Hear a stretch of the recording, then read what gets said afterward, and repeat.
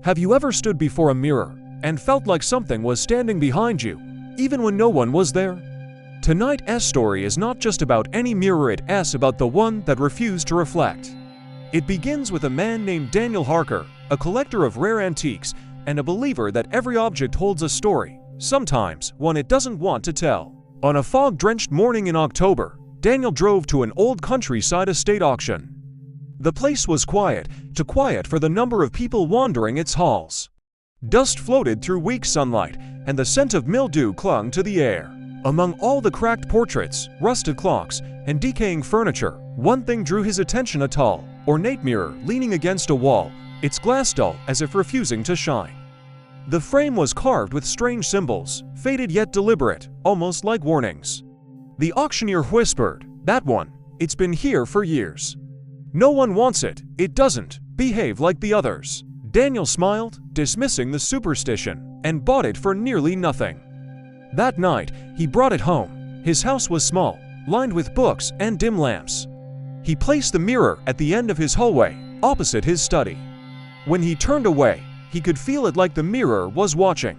The first thing he noticed was that the glass seemed darker than before, like the reflection was being swallowed by shadow. He wiped it clean, still, no reflection. His outline didn't appear, not even when he waved his hand in front of it.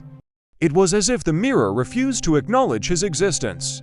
Confused, Daniel tapped the glass. It sounded hollow. He leaned closer and swore he saw the faint fog of breath forming from the inside. He stepped back. Silence, then a whisper so faint it could have been imagined brushed his ear. "Don't look for what's not yours." Daniel froze. He checked behind him, nothing. The house was still, the only sound the ticking of a distant clock. That night, he couldn't sleep. Every time he closed his eyes, he saw the mirror's frame, those carvings. Twisting. The next morning, he covered the mirror with a white sheet. Days passed, and strange things began happening. Objects in the hallway shifted slightly. His cat refused to walk near that spot. And at night, the air near the covered mirror was colder than anywhere else in the house. Then came the night when Daniel woke to a faint humming sound.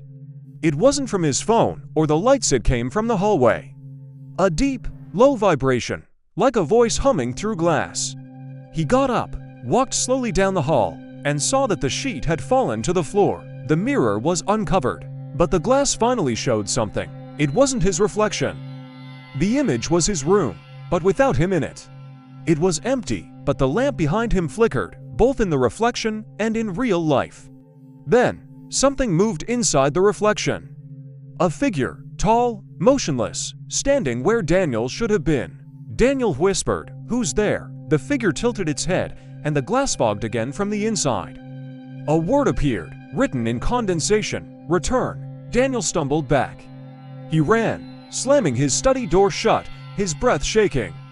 He tried to rationalize it: fatigue, imagination, but deep down, he knew something was wrong with that mirror. Over the next few days, the reflection started appearing in flashes when he walked past the mirror, when he turned off the lights, when he blinked. And every time, the figure grew clearer, more detailed. By the seventh night, Daniel recorded himself sleeping. The next morning, he checked the footage. At exactly 3:17 a.m., the mirror still visible in the hallway shifted. A shadow stretched out of it, long and thin, reaching toward his bedroom door. The sound was faint, but their breathing. Slow, uneven breathing. He stopped watching. That night, he decided to destroy it. He grabbed a hammer and walked toward the hallway, but the mirror was already waiting. The reflection showed him entering, but in it, he was smiling. A slow, unnatural grin. The real Daniel wasn't. He raised the hammer, but his reflection stayed still. Then the reflection whispered, though the sound came from behind the glass, "You're too late." The lights exploded, plunging the house into darkness. The hammer dropped, and Daniel felt cold hands grab his wrist, pulling him toward the mirror. He screamed, but no sound came out. The next morning, neighbors reported his lights flickering all night, but Daniel was gone. Only the mirror remained, perfectly clean, and now, it reflects perfectly again. When police entered, they saw their own reflections, but faintly, in the corner of the glass. Daniel's face stared back. Eyes wide, mouth open, trapped behind the reflection. And now, the mirror waits for its next owner. Some say it shows your reflection at first, then slowly takes it away until it keeps you instead. So if you ever see a mirror that feels too cold, too still, maybe it's not refusing to reflect. Maybe it's deciding whether or not to let you go. If you want to hear the full legend of what happened after Daniel disappeared, watch until the end of this series. And remember, subscribe, turn on the bell, and never ignore what your mirror refuses to show.